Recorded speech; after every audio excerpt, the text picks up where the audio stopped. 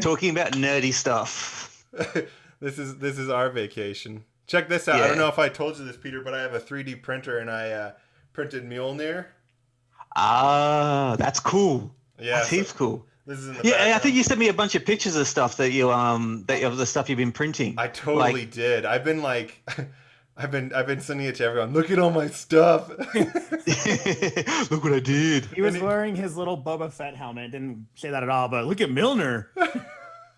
I did print this too. This was 6 days. Yeah, this is legit. Is Fett. He has the dent and everything on it. Now that we're recording, I'll put it back on. I meant to tell you earlier, it looks pretty sweet. The paint job looks really good. I haven't seen it fully Yeah. painted yet. Yeah, even like the dent. You've got the dent at the top there. This is the way.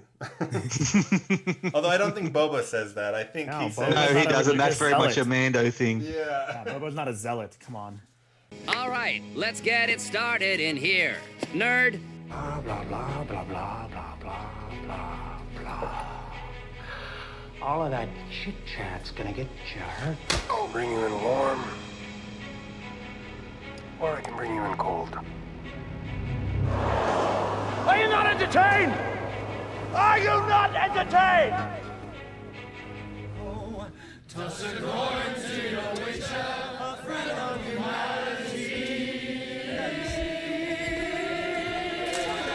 Thank you. All right, Knights, we got a special guest from us all the way from Australia. Yes, that's right, the future. Because, Peter, you're in tomorrow already, aren't you? I am in tomorrow. It is 2:00 tomorrow afternoon. That's so crazy. Is it true? Are me and Jay famous in the future? Yes. All right, Yes, you heard it's it first, true. Knights. We are famous in the future. This is all I really cared about. We can pack it up, Jay. We're done. We're done. We made it. Just retire now. That's right. It's funny when I actually visited Peter. So he's in Australia. I visited him 3 years ago.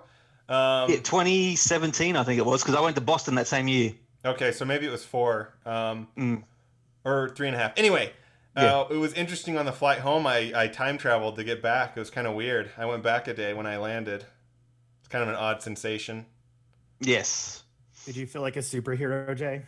I felt like Superman when he flew around the Earth to save Lois Lane. Typical Yes. man. Time travel to save a woman. Typical. Makes no sense. Stopping the Earth would just kill everyone, but we like the effort. We're excited, Peter. We grew a lot in last year in Canada, so we're hoping to get the Australian market. Another reason why we're tagging you along. Awesome. So we're gonna bug you a little bit, right, Jay? That's right. Well, that's goes without saying. Exactly. Well, I'm glad I can be here. I'm excited to talk, conventions and nerdy stuff and everything we can talk about. Sounds like fun. Why don't you give us a quick little preview of Peter Thompson, of who you are? Well, where to begin? Well, I was born on a nice cold winter's day in. Not too graphic. It's cold in Australia. What? After 13 hours of labor. Cold for Australia. Okay. No, so like I said, I'm from Australia. I grew up here. Love all things nerdy and stuff. I mean, I work in conventions here.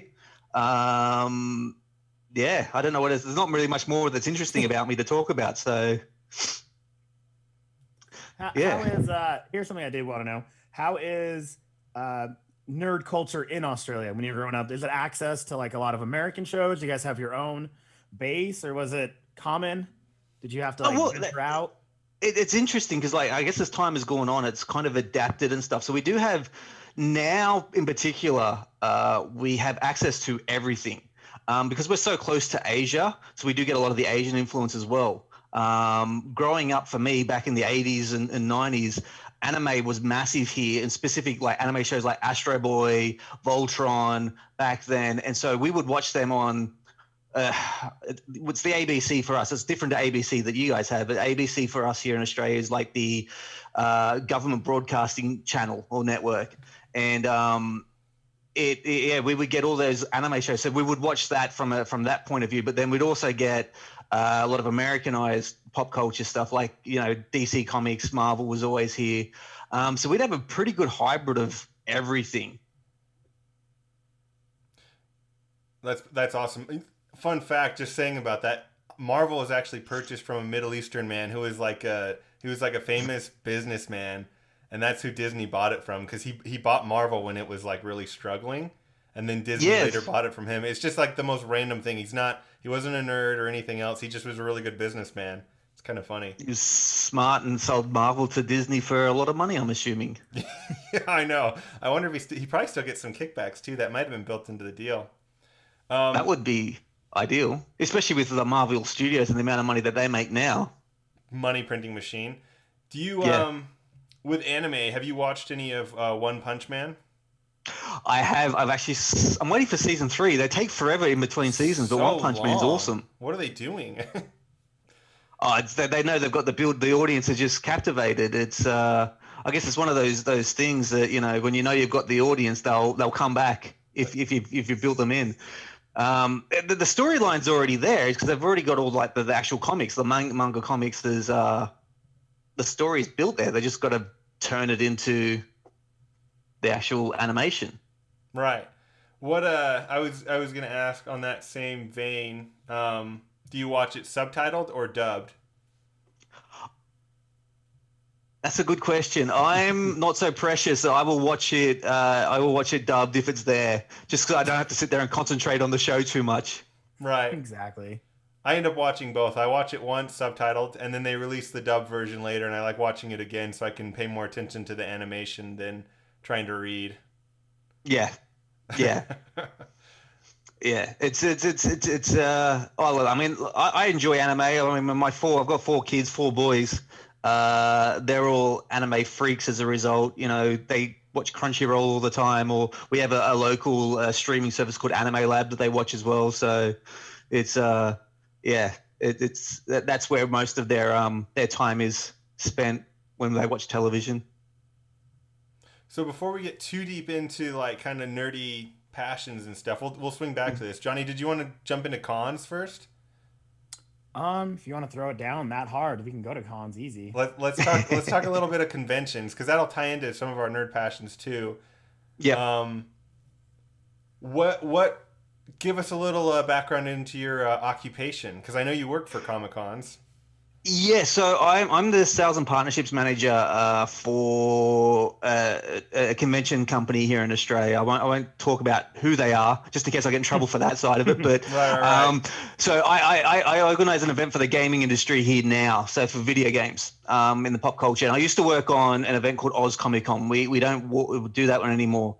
And so my job essentially is to work with all the exhibitors, all the exhibiting companies, all the partners, and all the brands that want to go to that event and target, you know, the fandoms that attend.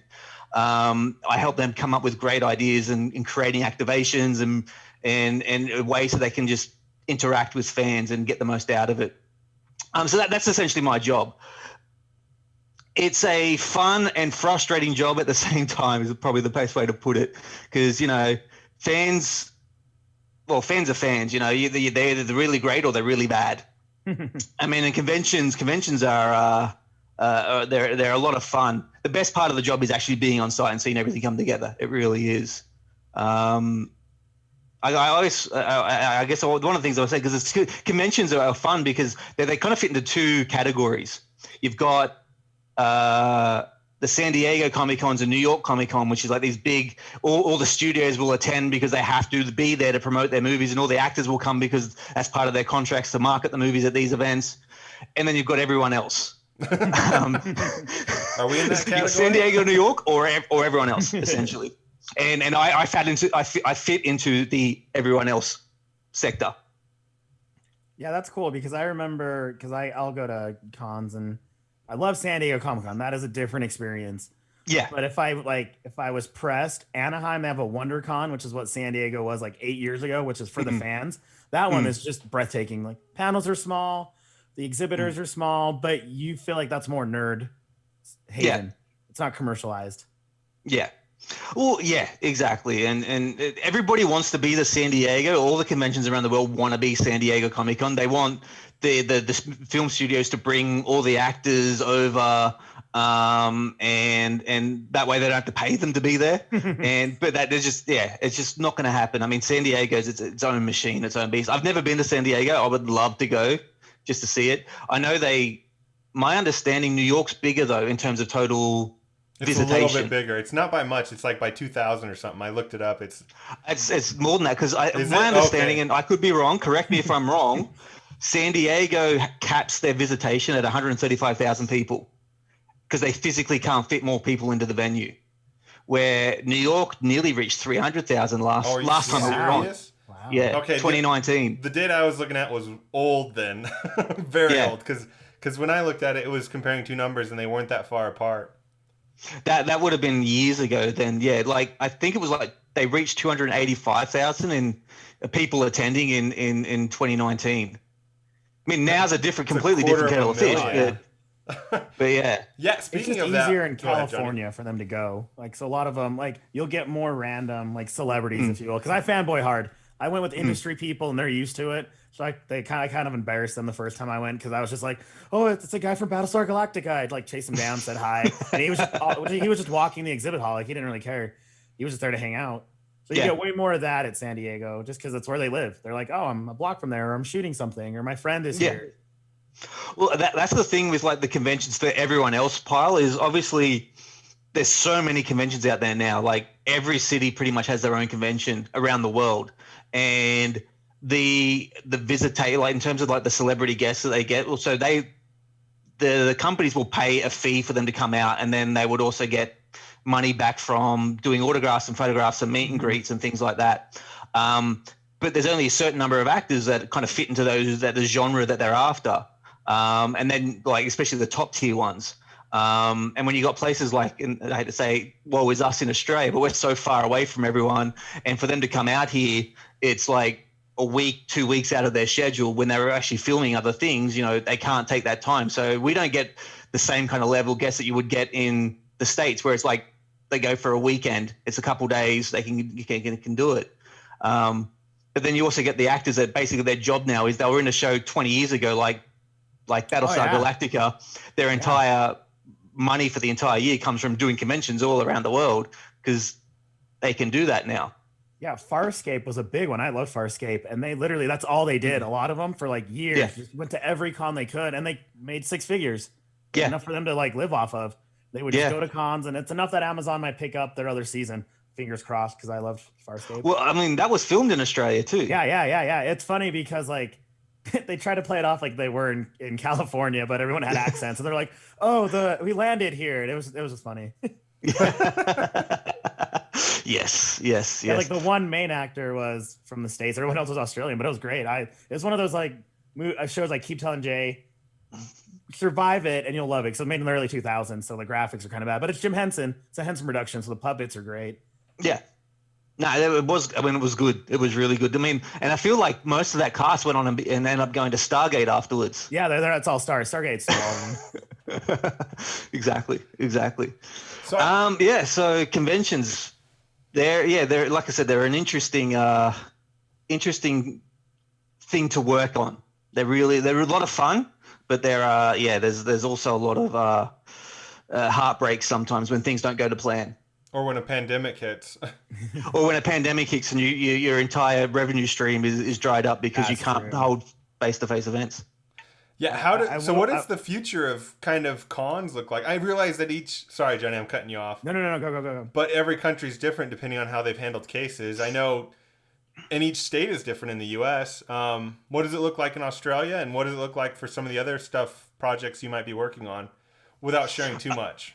That's all right. I mean, so like I was saying to you guys earlier, Australia has managed COVID reasonably well. We get one new case, and then they pretty much shut everything. Well, not completely locked down, but you know they manage it in those little kind of like suburbs and areas where no one's allowed to leave that suburb for like 3 or 4 days until they're able to like make sure there's no transmissions. And so we're doing really well here. Like I said, we go like months without any new cases coming. It also is a benefit because Australia is like, we're a continent, but we're also an island nation where we can manage our borders a lot easier and stop people from coming in and out. So we can control cases as well. So as a result, we're the government's allowing us to start having events later this year. So conventions are able to start running again this year, which we're very excited about. Like the gaming event that I work on will be in October sometime. I can't give the dates because they haven't been announced yet, but I can say it will be in October here in Australia. And then I think there's plans as well for some of the cons here to start in March. They can't get any of the big celebrity guests here, but they are going to run them without them, from what I've heard too, which is exciting as well, because it gives an opportunity for the fans to kind of like get together. Some of the vendors as well that may have struggled through the pandemic, there gives an opportunity to start selling to some of them, so to the fans, and fans can pick up stuff that they weren't able to get that Amazon doesn't carry or anything like that. So yeah, that's awesome. Yeah, I was gonna try to, as you said, celebrities. I'm gonna poke you a little bit. Who is like the coolest one that you fanboy about, if you're allowed to say? Is there one that you were like, I'm so glad I'm working here, I have an excuse to say hi to so and so? It could even be a deep cut, because we love deep cuts. I'm trying to think back. There's a few. I won't say some of them because my wife will kill me because she's too pretty for me to have said that.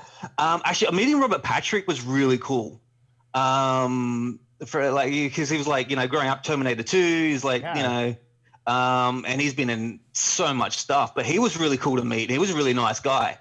Trying to think of anyone else that was like Christian Kane was a really cool guy as well. He's in Leverage and Buffy and it was Angel and stuff. So he was really nice as well. Like he's he's a big musician too. Like he's a cool guy. He did like a mini concert and stuff at the convention as well, which was really cool. And there have been some divas as well. I won't mention names, but there was, there was like some of them you could tell that they just didn't want to be there. Oh, really? Deal with all these nerds. Like I remember going up because I have some friends of mine that came along to one of the conventions, and she's a cosplayer, but she was really excited to meet this one person because she cosplays as that person, that character all the time. And so I managed to get an autograph and get a photograph and stuff with them for her. And she went up to meet them, and they were like, "Oh, thanks for coming out. We really appreciate you coming here." The actress was like, "Yep." And then when they get the photo, like most people will stick their arm around the actor or actresses in the photo, and she just stood there really still like this, not moving. It was like, if you don't want to be here, why did you say you would come? Yeah. Right. Funny. Just because I'm a huge fan of, I was the only one ever watched it here. It's called Legend of the Seeker. It was filmed out there. And I used to watch their cons and their panels, and everyone would dress as the Mord Sith. And the main lady from it was really like rude to everybody. And they would always comment like, "Oh, waited 2 hours to meet her and she wasn't happy." And she's not even that big. I mean, as far as for us. And I was like, wow, just assume they'd all be happy to have fans because it wasn't that big of a show. Yeah. It's surprising. Like even some of the smaller name actors are really stuck up. Like they think they're more important than they really are. But then you get some of like the big guys, like Jason Momoa. You hear a lot of like stories both ways, but he was really cool when I met him. Oh, so there you go. See, there you go. That's a big name. Yeah. And is he from New Zealand too? No, he's Hawaiian. I think. Okay. Just because we talked about his father in Aquaman is from New Zealand, so I just wanted to check. Well, he came out here once for Oz Comic Con in Sydney, and it was just before he got Aquaman, and he was coming because he was in Stargate Atlantis and stuff, and all the fans, like the rumors was that he was going to be Aquaman, and you knew he was going to be by his reaction when he gets asked in those panels. He's like, "So the rumors you're going to be Aquaman?" He's like, "Next question." He just will ignore it completely. You're like, "Yeah, that's not a no, so therefore it's right." Yes. That's awesome. It's cool when they're down to earth like that, especially some of these huge ones where, they, I don't know. You hear it about some of them, and the other ones, it's like, yeah. It's an interesting kind of, it's almost like a paradox, or, you know what I mean? Yeah, yeah, and then when they do come out, it is long. It's hard. It's hard for them sometimes as well, especially like coming to Australia. I mean, because we are so far away from everything, but they're flying from LA to Australia. We are a day ahead, so they are so jet lagged when they get here, and then they pretty much land like on the Thursday, and then the Saturday morning they have to be ready to go, and they're like such long days. I think they get on site at the event at the convention at like 8 o'clock in the morning, and they won't leave until like 7 o'clock at night, and they've got to be on the entire time. And sometimes it's really hard.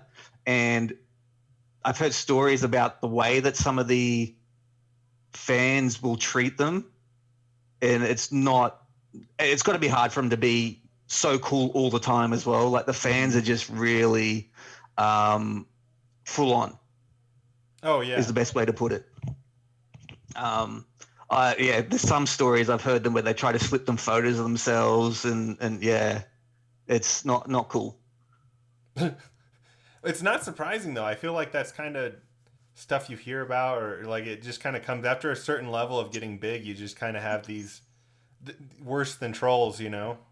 Yeah, well, I mean, and some of the fans, like, they meet them once and they feel like they're best friends with them all of a sudden. Mm-hmm. You know, and it's like, because you hear those nightmare stories of like being stalked, like the actors being stalked and stuff, and that's just because they were nice to them once at a convention, so therefore now we're best friends and we're dating, and that's the nightmare side of it. But you know, but all in all, like the fans are great, and like most of the actors that come out there, because they are really cool and a lot of fun. Yeah, like I met Joe Manganiello once, and he was really cool.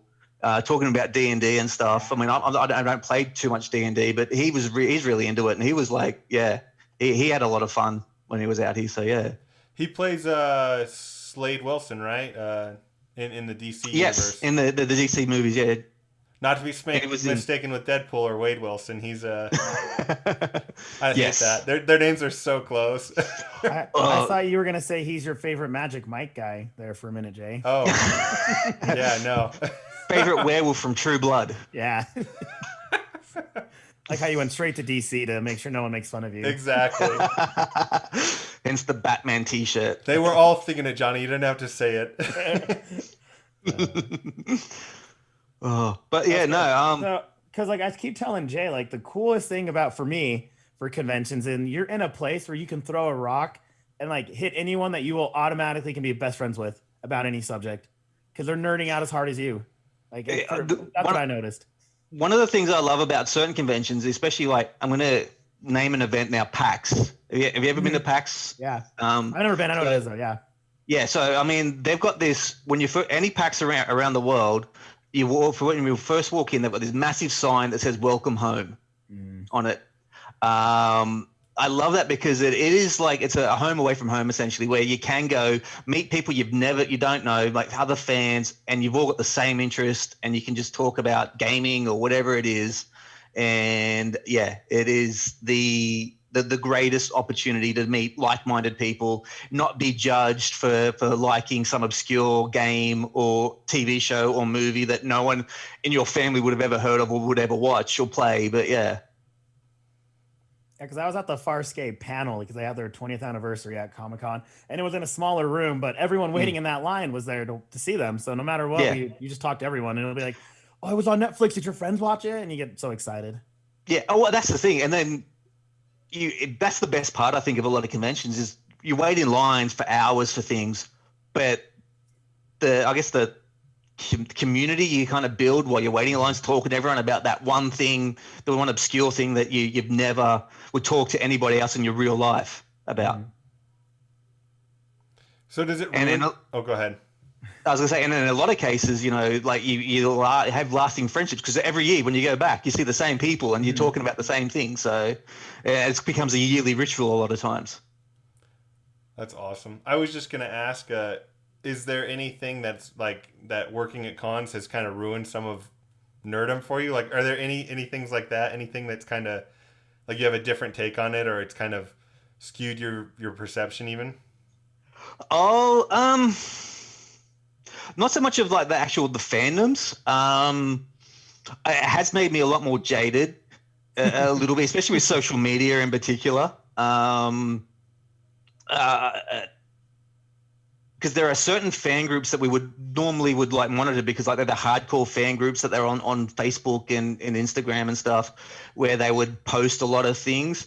And when you get called not so nice names quite often because you weren't able to bring that one celebrity that they absolutely love, without them understanding the background of how you bring the celebrities over, or they didn't have as much fun at this year's convention because we didn't have that one thing that they loved from 5 years ago that was there. You know, it does kind of just wish you just stopped trying, and you just wish you could punch that person in the face if you ever met them face to face. But you know, that's the kind of stuff that does ruin it. But at the same time, like I said, the being on site at the events is the best. It's the best part of the job. It really is, because when you're at the con and everything does come together, yeah, it is so much fun, and you get to see how much fun people really do have. I remember standing there once, and a lot of our fans, some of them like suffer from high anxiety and they're very introverted. But watching, I saw a girl once, she got to meet the celebrity that she loves from some show. I don't remember who it was particularly, but when she was trying to buy the token, she was just couldn't get the words out. But when I helped her go and find the celebrity, find out what she had to do, and she was beaming ear to ear, you know, smiling so brightly because she got to meet this guy. And yeah, that's stuff like that what makes it worth it. Yeah, that's awesome. I was gonna say there's this. I was able to go to Comic-Con for a couple of years in a row, and there's the Arrow panel. It's a CW show, and there was the same girl who went 3 years in a row, and she had like the first time was a Make-A-Wish. She was going through cancer, and the main actor guy Arrow, what was his name? Stephen Amell. Yeah, Amell. It's one of the Amells. And he like every year he would give her a gift, and if she came back with that gift, he'd give her another one. So at the very end, like every 3 years, he remembered her. She'd always ask a question. And the very last time, like there wasn't a dry face. Like everyone was just crying. It was just so pretty. And he gave her like his whole outfit. And the last one that he had from the last filming. So it's really cool to see like the camaraderie, even like they go every year just for the one fan. Yeah. Yeah. Oh, I'll use one of my kids as well, because he's a huge Arrow fan as well. And Stephen Amell came out for a convention, and I took him because he really wanted to meet Stephen Amell. He had no idea. This was the first time he ever went. He was, what year was that? That would have been 2018. So yeah, like 3 years ago now. I took him to see him, and we waited in line for like 2 hours because there was so many people going to see him when he came out here. And my son was bored to tears. It was his first convention. The first thing we did was line up. He was just like, oh, I can't believe it. But as soon as he met Stephen, and he was such a nice guy in terms of like, he spoke to my son. Yeah, what are you enjoying? What do you like? And it was like, that was the cruelest thing ever. That was his exact words afterwards after he met him. So yeah, he was a really nice guy. So how long, if we can detail here while we have it, because I'm really big into cons, how long would it take you to put one together? Like, do you guys have to plan 3 months in advance, 5 months? Because they are a big deal. Like, they're not easy. It depends. I guess my son, he just got home from school. It depends on how big the convention is, because like some of the smaller ones you can put together in 3 months. Oh wow, that's a small one. Yeah. So the big ones will take you 12 months to put together. Jeez, that's crazy. Yeah, because I mean, between the content side of it and all the content that you have to do, because that'll take working with all the different people and brands, it'll take them that long to be able to do it. Some, like, especially from like a pop culture convention side, getting the celebrity guests, it'll be years. You could be working on a deal with them for 2 years before they actually agree to come out, because it all comes down to their schedule. If they're filming something at a specific time of year when you've got the convention on, yeah. And then from other like gaming conventions and stuff, yeah, it's a 12-month period, because you need to work out what games have got coming out, all that kind of stuff, before you know what content you're going to have. And from like a partnership stuff, it's a big jigsaw puzzle trying to work out a floor plan. Where do you put everyone? You put this person, you got to put this one, we can't put them next to them, because they don't want to be next to each other. They don't like each other. So yeah, it's a lot of work. Well, even at like Comic-Con, San Diego Comic-Con, like Marvel and DC were never like that. They're almost at opposite ends every time. Yeah, that was smart, because that way you don't get the biggest two together to crowd it. So it's also for spatial reasoning too. They would do it just to flow better in the hallway. Exactly. I mean, that's a big thing. Flow is a really big thing, because you don't want everyone just stuck in the one spot, because they've got something. Both of them have got something going at the same time on their booths. Everyone just standing in the aisle, which is also a fire hazard. There was a few years back, the director of Suicide Squad said F Marvel like at a Comic-Con. And yeah, you don't want to do that if you're right next to Marvel because you'll just get in fights and the fans will go at it, even though, they're all friends. Well, that's a big question. DC versus Marvel, where do you guys see it? Johnny? Me and Jay, we nerd out hard. Like, we love both. There's like, I see MCU winning a lot more than DC movies, but I love the DC shows way more. TV. Yep. DC kills it. Comics wise, sometimes I lean a little more DC. They have it's heavy. It's, we can read it forever. Right, Jay? Right. So in the comics, I like how DC reboot every few years. Mm-hmm. So they went from New 52 to Rebirth and yeah. I mean, there's just so much. I mean, they've got benefits for both. You're right. I mean, I like them both too. It's always interesting to see people that don't know like the Justice League and how powerful they really are, especially in the comics and stuff. Who would win in a fight, Avengers versus Justice League? And the kids that have only seen the movies, the Avengers will because the DC movies aren't very good. Just let the Green Lantern think of literally anything and he'll destroy half of you guys. It's like, what is it? DC is gods among us, like that's kind of the whole thing. Whereas Marvel, it's like humans who are trying to be gods, with the exception of Thor. I would say Thor's the one exception, but everyone else, it's like, it's what you call magic. Yeah, exactly. Yes. Like, yeah, no, it's like Superman can lift an island out of the ocean, or he can, I don't know, in the comics, he's it depends on which version of Superman too. Yeah, right. So, anyway. Yeah, as you see, we love to go off on. Our very first ever podcast was me and Jay talking about the mini Robins. So our knowledge does not stop. That's good. I have to say this as a shameless plug. So I prefer the comics and cartoons and shows, all DC, movies, MCU. Obviously, they get better directors. Kevin Feige's ridiculously good. Same with Jon Favreau. And I don't know what's going on over at Warner Brothers, but their movies suck. Not all of them, but most of them. Well, controversial. I've got a controversial opinion. So I think, the DC movies, I don't think they suck. I think they're okay. They're not great, but they're okay. I just think because like Marvel's got Kevin Feige basically is the mastermind around the entire MCU, and he keeps everything together. They're allowed to have separate movies, but they all kind of come into the one storyline.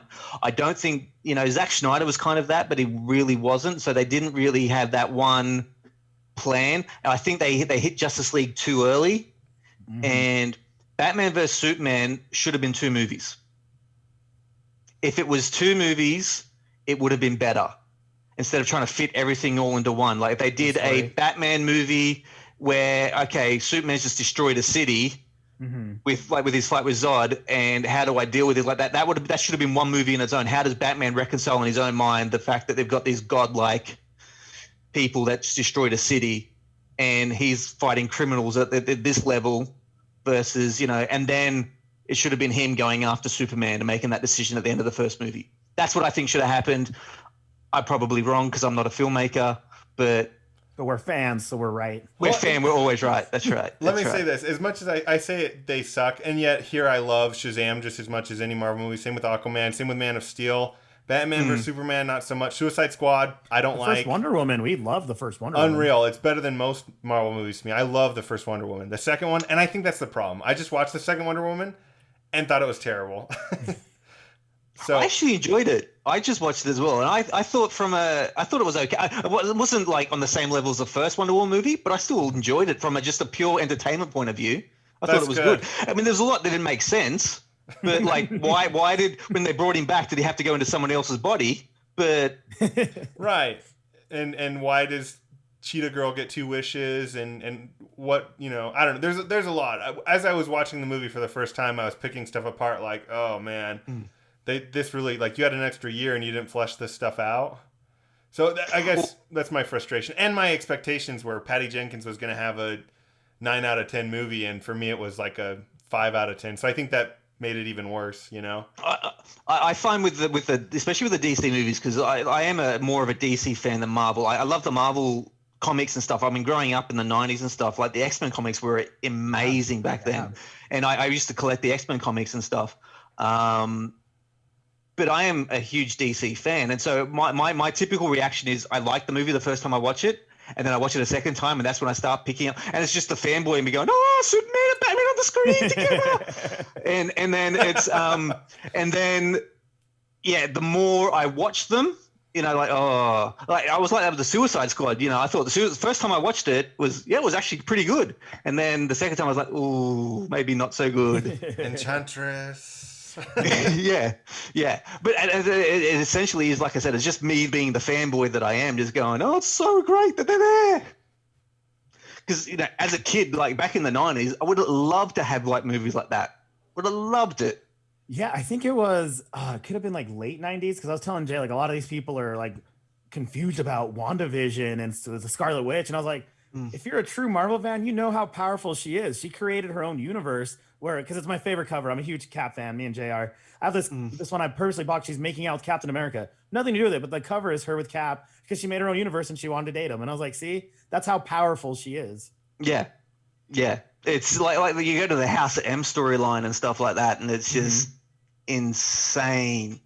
Some of the stuff that she can do. Like, I think, was it Kevin Feige? I saw an interview he did that, originally she was the one that was supposed to kill Thanos in Endgame. But then they ended up changing it around and stuff like that. So it's, it's really is insane how powerful she is. And it'll be interesting to see how they take that into because I'm not completely up to date with WandaVision. I've seen the first 2 episodes, but I've just got to sit and watch them. I kind of want to just like watch them back to back, so I've kind of let it go so I can just binge the whole thing. That's what I do. And it'll be interesting to see how they go, because there's a lot of potential spoilers or gossip out there where fans think it is going to go with, like, Doctor Strange and trying to piece it all back together. Are they going to bring in the Spider-Mans in the next Spider-Man movie, so I'll have Andrew Garfield and Tobey Maguire into the next Spider-Man movie or not? Who knows? Maybe, yes. There's rumors saying that they've signed on. People have said, no, they're not going to be in there. We don't want fans to know just yet. It's kind of what DC was doing with the Batmans. They're like, oh, yeah, we're going to bring back Keaton. Oh, we're bringing back this. And we're all getting excited. And we don't even know how they could just be like a 2-second cameo, but we're excited about it. We don't care how you do it. Flashpoint, fix it. That's all we keep saying. Yeah. That would be awesome. Because, once again, like the Flash, because it was supposed to be the Flash and Cyborg movie. Yeah. Now it's just the Flash movie. Who knows? I was going to say, so I don't own too many comic books. We kind of brought that up, but I did want to tell you, I own the full original run of Booster Gold. First run, Jay. First run. Yep. Like from like the 80s. I own his first bits. So I thought you'd get a kick out of that, because I know you. That's cool. Yeah. Well, Chris, our mutual friend Chris, has said that, like, Master of Death. You're aware that Booster Gold is like a total schmuck. Like he's kind of he's really annoying. Gets on everyone's nerves. I joke that he's like the superhero version of Johnny Bravo. Like if Johnny Bravo were to gain superpowers, it'd be Booster Gold. Like trying to hit on the ladies and they all hate it, and he's kind of asleep. There's something about Booster Gold. I just pictured that as Booster Gold. Hoo-ha! Yeah, exactly.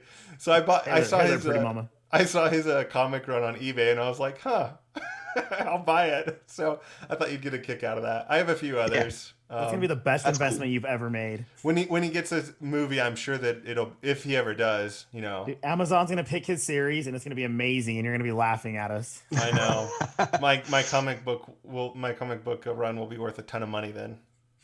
Be like that guy that just sold The Walking Dead first run, like right before the TV show got picked up, and you're like, oh, should have kept it for 1 extra year. 6 months. Seriously. Yes. That's the thing. I don't know how the comic books. I don't have any of the comic books I had back in the 90s, and I wish I still did. Because I'd be interested to see what they do next, what the next phase is, and what storylines they kind of follow, like the Marvel in particular.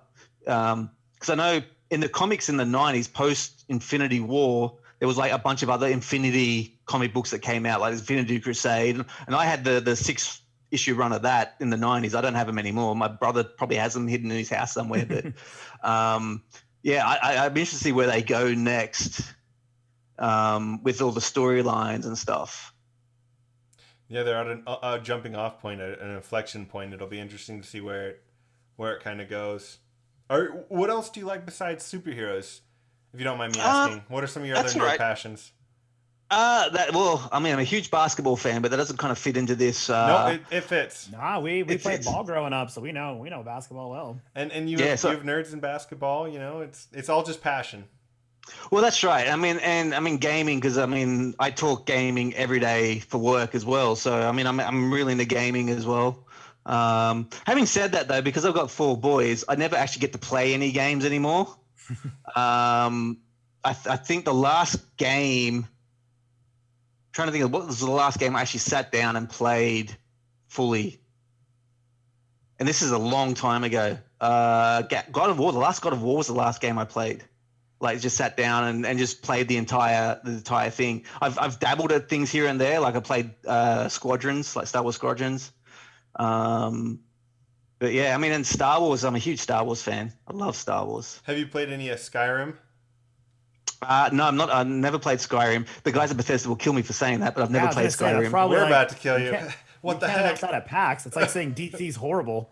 Yeah, no, it's not that I don't like playing. I've just never sat down and played. I'll admit I have a pretty short attention span when it comes to games.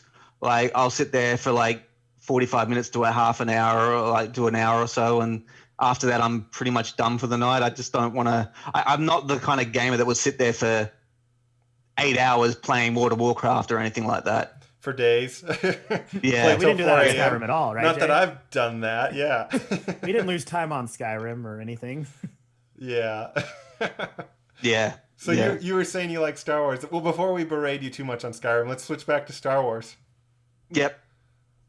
Well, I love Star Wars. I'm in that age group that kind of grew up watching it, like the originals. I remember I was probably about 4 years old going to see Return of the Jedi in the theater. I don't remember everything about seeing the movie. Oh, the one memory I have is getting, when you go to the cinema and you buy the popcorn and the drink and you get that commemorative cup that comes with it. I remember that commemorative cup that I had. But I spend probably way too much time with the emergence of like Netflix and Amazon Prime Video and all that, Hulu. There's just too much content for me now. So I spend way too much time watching television and movies, more time than I should be. But at the same time, it's for work, so I have to do it. Right, Yeah, totally. me and Jay have to review a show for the podcast. We don't want to watch WandaVision. We have to. Yeah, it's part of the job. That's what we do. But yeah. What do you think of the sequel trilogy? And I should just ask, what do you think of Disney Star Wars so far in general? I'm not a hater. I don't hate what they've done. It's not perfect. Like, there are missed opportunities as far as I'm concerned in some of them. Like in the second one, I can't remember what it's called these days. The Last Jedi. Yeah, The Last Jedi. Like, the whole casino planet thing doesn't make sense. But I don't think they're terrible either. I think they're actually worth watching. And I actually enjoyed them. I think they could do more character development around Rey and Finn and stuff like that, but they weren't bad either. They were actually pretty good. Right. Yeah, totally. if you go into those movies just to enjoy it, you won't get out sad. Like, if you go just to enjoy a movie. I think because I was in the Philippines when the Phantom Menace came out. And so I didn't see the Phantom Menace for a year after it came out because I was serving a mission for the Mormon Church at the time. And when I came home, my brother was telling me how he went like the midnight screening of the Phantom Menace when it first came out. It was like, no, was it 1999, 98, something like that? Yeah. And he said, yeah, he was saying it was midnight session. Everyone was all dressed up. Everyone was excited. And there was this one guy in the front row when someone gets shot. He goes, no, that's a K-53 blaster. That can't shoot that far. And I'm like, dude, to me, that exemplifies what's exactly wrong with the entire Star Wars fandom is they know better because they've read comic books and they think they know better. It's a movie. Enjoy it for what it is. Yeah. It's there to build upon a world that you loved as a kid. Yeah, it's not exactly the same, but it's not supposed to be exactly the same as when you were a kid. And you're never going to get the nostalgia hit from like when you were 5 because your world perception is different now. So from an enjoyment point of view, I sat down, I liked it. Like Kylo Ren, yeah, he was a bit of a whinging bitch sometimes, but he is what it is. I mean, he was, yeah. he's a product of his environment, and I enjoyed it. I like the idea of the hilted lightsaber, and yeah. Have you finished Mandalorian yet? And what did you think? I have finished The Mandalorian. I was amongst those people when Luke came out. I was like, oh no! It's Luke! It's him! I rewound it and watched it again and again, like the whole going down and seeing how cool he was, destroying the Death Troopers. Blocking behind his back as he's going down the hallway. I thought that was sick. That was pretty cool. That was really cool. And I mean, I remember afterwards when Mark Hamill was like, I was so surprised that nobody knew about this. I didn't get out. I was like, that's really cool that they kept it a secret for as long as they did, because he did it like a year ago. He did like the voiceover work for it a year ago. Yeah. The fact that it was kept secret for so long was really cool, because in this day and age with social media and everything gets leaked. Yeah. And so what's happening, months in advance of when it comes out. So there's no surprises anymore. But Luke was a surprise. Fans did for Endgame is everyone was quiet for like a weekend until you watch the movie. Star Wars, I feel like they didn't do it as much, but at least Marvel, I do really remember not having to worry about not being on social media, because they asked everyone just to mute it, and they did, and it was one of the best movies experience I've had was watching Endgame, just enjoying it with the crowd. It's one of those things that you just don't get that anymore, because there's so many spoilers as soon as a movie comes out or a show comes out, or even like we saw this actor was on set for this time, so he must be in the movie now. He's just there visiting a friend. Like everybody in that kind of fandom knows each other, and so like Kevin Smith visiting Jon Favreau because they're friends or something like that, and everybody's like, Kevin Smith's now writing for the Mandalorian. Is he though? So even trailers spoil things now. Like, they just got to be careful.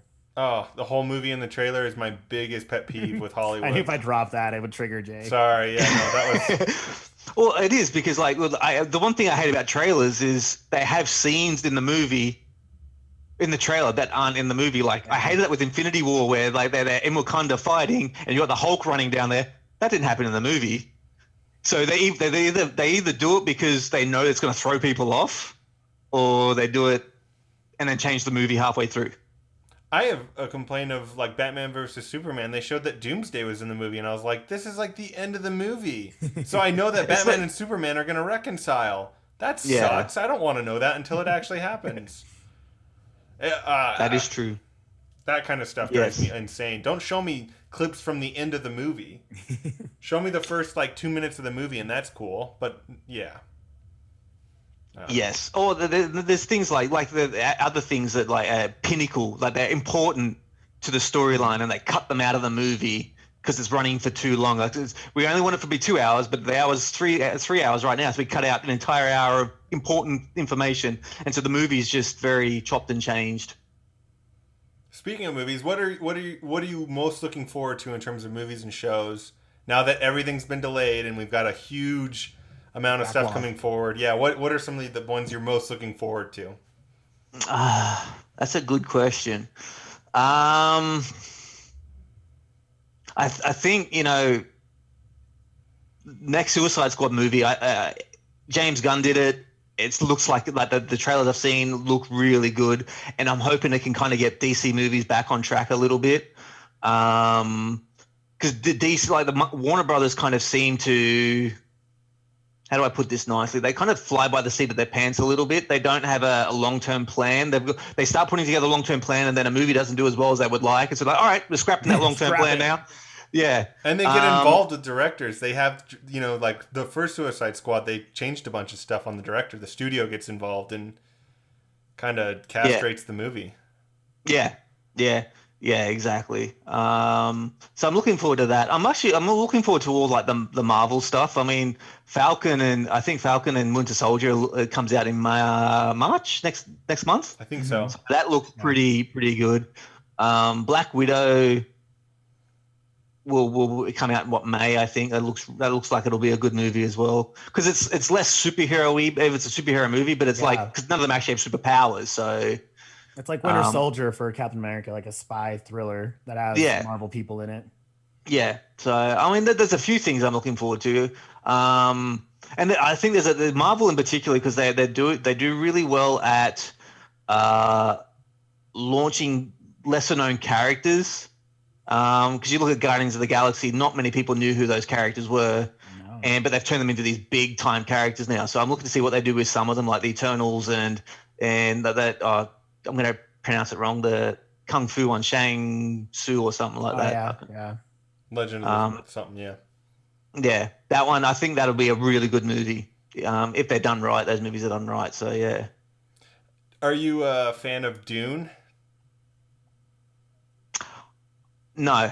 I don't know it. I'm not a fan. I mean, I probably will be if the movie's good and I watch it. I'll go see it. Because I don't think I've ever seen the movie from the 80s. It was the 80s, I think it was, and I've never read the books. I'm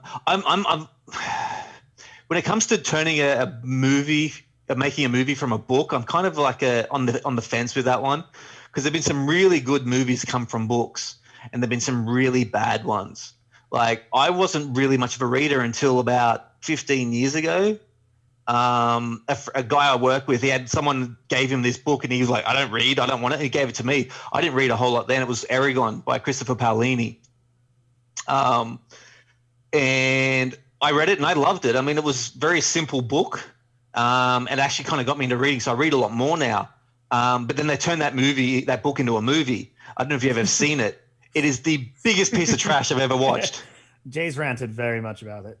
We've had a whole, it's a good book and a decent storyline. He was like 15 when he wrote the book, and he was criticized a lot because it leans very heavily on influences from Star Wars and Lord of the Rings when you're 15 years old, because that's the kind of stuff he was into. But it was still a really good book. I really enjoyed it. It actually got me into reading books like novels again. But yeah, the movie was just a hot piece of garbage. It was so bad, and had really good actors in it. That's the problem. Like Jeremy Irons, amazing actor. Yeah. But even he couldn't save it.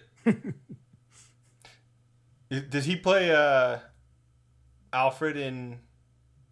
Yeah, he's the DC movies. Yeah, he's Alfred. The new ones. Okay. Yeah. Yeah, he plays the father, or I don't know if he plays figure. the father figure, yeah. And John Malkovich was like the big bad. He was only in the movie for like a little bit. But still, that's a huge name. Yeah. And yeah, like actor, I mean, you can't, that's the thing, no matter how good of an actor you are, you can't fix bad writing.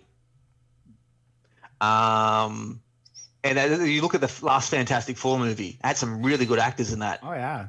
Michael B. Jordan's in it. They're all in it. Like, it's just all big names. But you can't fix how bad the writing is. You can just deliver it as best as you possibly can. Yeah, the Disney bought all of Marvel, and I'm hoping they do Fantastic Four justice. That's the one that never got a proper due. Because then, Spider-Man got here and there. X-Men, no one loved, but no matter what, each franchise at least had one movie that you can be like, okay, that was good. But Fantastic Four is just not delivered on any of them. Yeah, once again, like from an entertainment point of view, the first Fantastic Four movie with Jessica Alba and Michael Chiklis and Chris Evans, it wasn't great, but it was pure entertainment. You could sit and watch it and you'd be entertained. But the second one with the Silver Surfer was a bit. Yeah. And they changed Storm so quickly. You're like, wait, how is she like this now? Like, they just tried to make her more comic book looking. Well, that's the thing. Yeah, there's like once again the studio gets involved, they try to and I think who was it? I can't remember who said it. It was Joel Schumacher, I think, it said with the Batman movies back in the 90s, essentially just became a big trailer for toy sales, the big ad for toy sales. That's essentially what it was. And that's what happens is because they make the money from toy sales. Yeah, Mattel just takes over.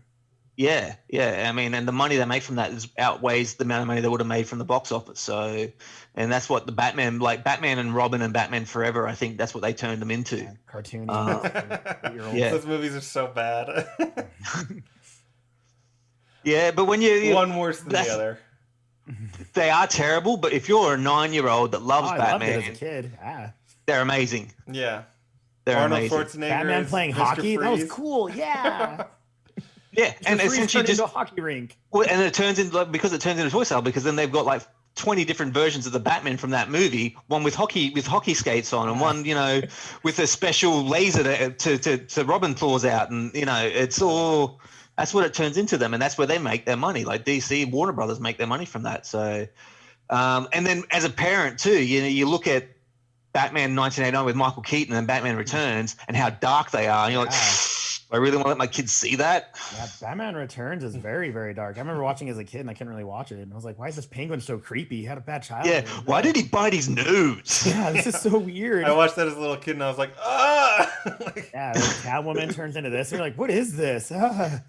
This isn't my toy that I want to play with. But now as you get older, you appreciate them more because they were really good movies. Yeah. But but then you've gone from like me growing up, like before 1989 Batman, like Tim Burton, and that's probably why they were so dark, because it's Tim Burton. Mm-hmm. But the only Batman you had on TV before that was Adam West, like very campy, runs like this. Yeah. Sammy Davis Jr. had popping out as they're climbing up a wall, that kind of stuff. On that same note of kind of these different Batmans, there was a lot of backlash with Batman versus Superman, because Batman was just kind of like manslaughtering, killing people in the background. So a lot of fans hated that. They were like, that breaks his rules. And a comedy group on YouTube went back to the Michael Keaton versions, and they're like, this guy's a serial killer. Like, they show scenes where he's like putting bombs on people and they're blowing up in the background, and he's like smiling at it. Like, see, I like the Ben Affleck Batman, because I kind of felt that he was closer to a comic version than Christian Bale was. Oh, he's my favorite Batman. Era of Batman. He's my favorite Batman. He's the figure. He's got the chin, kind of his demeanor, and even just like his movements, the short horns. There was so much to that where they like did such a good job copying the comics, but the story overall struggled. But even as Batman. That fight scene where he saves Martha Kent is, I loved that. That for the entire movie, that was like, oh, that's awesome. They also put that in the trailer, which was really a big mistake, because I knew it was coming. Yeah, that was a mistake, putting that in the trailer. It got you excited for that scene, for the movie, and that's what the trailer essentially is supposed to do. It's supposed to build people's expectations, but you can't build people's expectations so high that that's the best part of the entire movie. You've already seen it. Mm-hmm.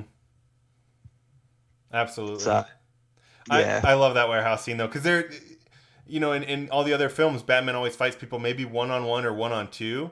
You've never had it before where he's got 5 guys coming at him and he's blocking from different angles and he's taking them out one by one methodically. It's that's the best. I would say it's even better than most Marvel action, if not like in my top 3 of all superhero scenes in terms of action. For Captain America in the elevator, still the best one ever. Well, the thing is, and then what they haven't really been able to show is how smart Batman really is in terms of tactically. Can and I think that's something that they hope that they will do something along those lines. I doubt they will with the Robert Pattinson Batman, because he's like a super genius. He's like not building stuff like Tony Stark kind of, I can build an Iron Man suit, but he's smart in the fact that he knows how to break you down, and tactically he will be able to beat you, or he's a detective where he can do that. They've never been able to really showcase that properly. The world's greatest detective. He's very deductive. You know what I mean? Like, yeah, he's like Sherlock Holmes is how some people compare him, especially in the comics. I don't know, Johnny. I'm sure you have something to that. Well, the Benedict Cumberbatch movie that a TV show they did with Sherlock, they showed how to deduce stuff really well. Why can't they do that with Batman? Showing that he's able to deduce. All right, you're like this. They wouldn't do it for this because they were trying to build a world at the time. But the whole Batman versus Superman fight in Batman Returns, where he beats the snot out of Superman, and just to prove that he could beat him. Why couldn't have they done something like that? Because Batman, they kind of started building it, but they worked out how he worked out how to beat Superman, but they never really got there. And the whole Martha. Yeah. What did you say? They kind of, they could have done better, is all I'm saying. Absolutely. Well, I know. And, I mean, go ahead.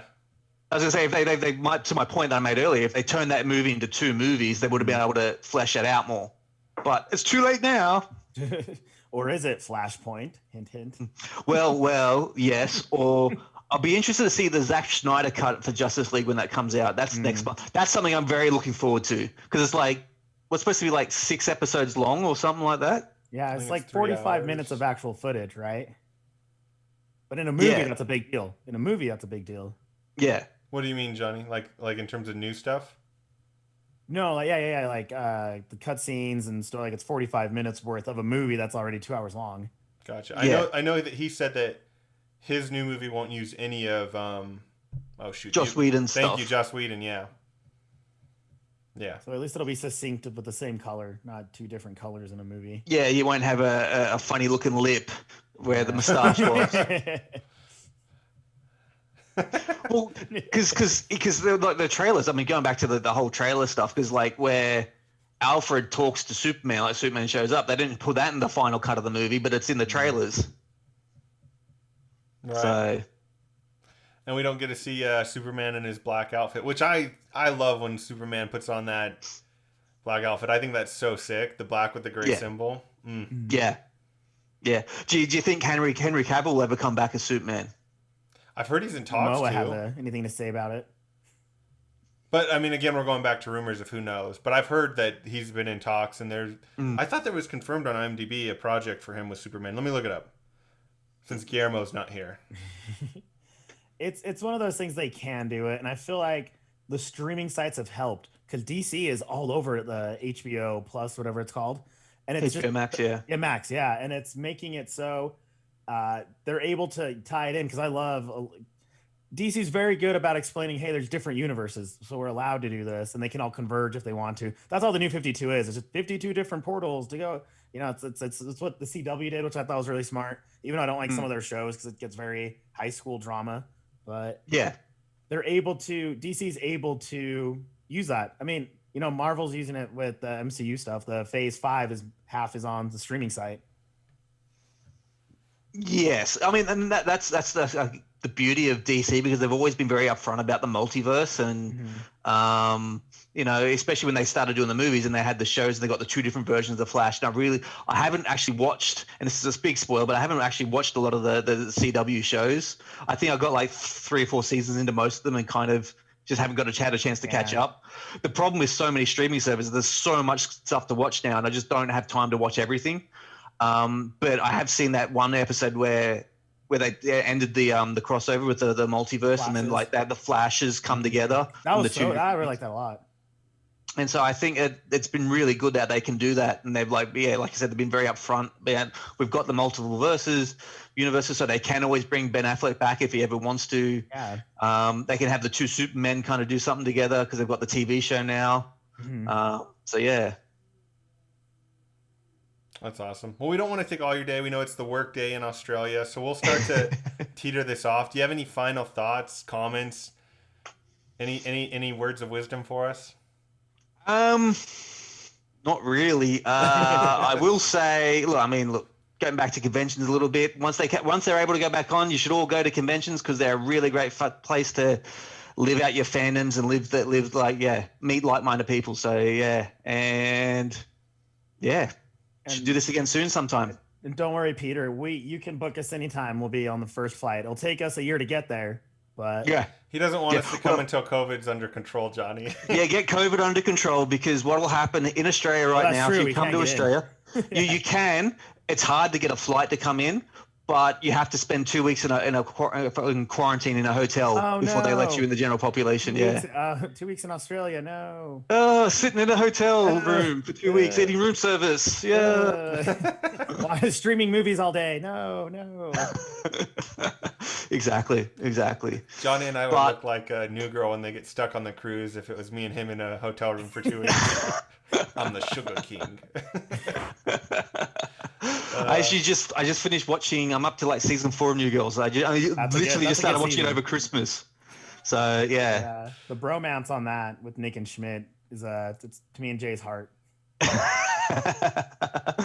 That's awesome. Schmidt is the funniest character. I mean, Right? they just amazing. Schmidt and Nick. I always tell people I'm a hybrid of both. I'm lazy yet I'm organized. So I'm a mix of Nick and Schmidt. Not the best parts of Nick and Schmidt, mind you, but I'm still a mix of them. Someone pointed that out. They're like, that's not a good thing. And I was like, hey, let me have this.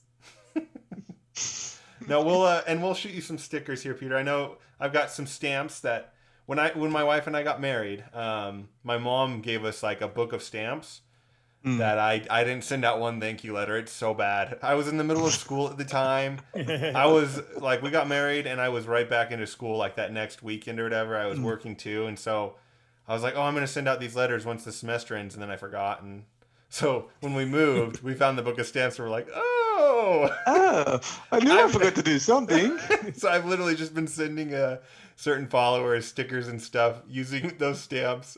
So we'll send you some 3 postage notes to get to Australia. We'll send you some stickers for you and the kids. We've got some pretty cool decaled ones. I might even have a 3D print for you, depending on if I can get it fixed. Awesome.